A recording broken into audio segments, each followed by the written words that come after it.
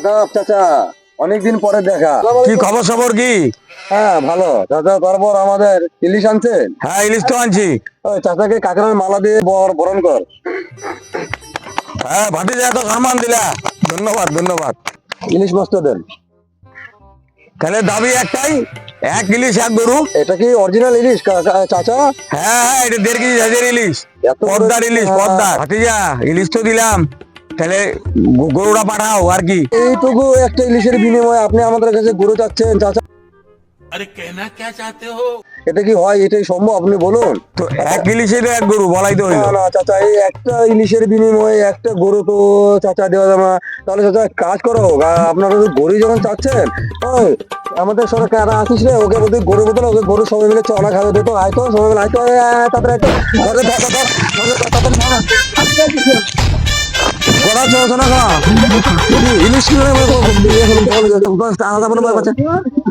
ইলিশের বিনিময়ে আমাদের কাছে গরু যাচ্ছিস? হ্যাঁ বল, একটা ইলিশের বিনিময়ে গরু যাচ্ছিস আমাদের কাছে এনে দে বল। হ্যাঁ কি বল, এখনো সময় আছে বৈশা? ঠিক আছে তাহলে সেটা বল। শালার ভূত ভাতিজা এদিকে আয়।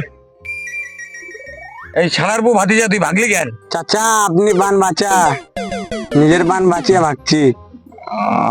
এরপরে টিপে ধরে আর আনা যাবে না সঙ্গে। আচ্ছা চাচা, তাহলে এখন কি আলোচনা করা যায় তাহলে বলুন, আমরা সেই আলোচনাতেই রেডি আছি। আলোচনা তোমরা যে ব্যবহার আছে করলা, ইলিশ দিয়ে সোনা খাওয়াই দিলা, এত দিনের ব্যবসা।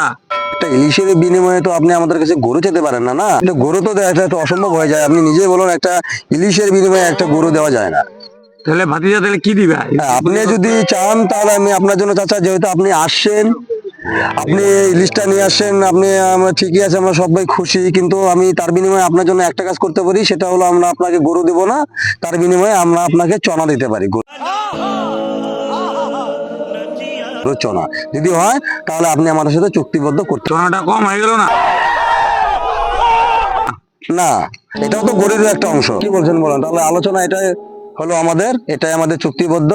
আমরা এক বোতল আপনাকে গরুর চনা দেব, তার বিনিময়ে আপনি আমাদেরকে একটা করে ইলিশ দিবেন। ঠিক আছে ভাতিজা, হইলো।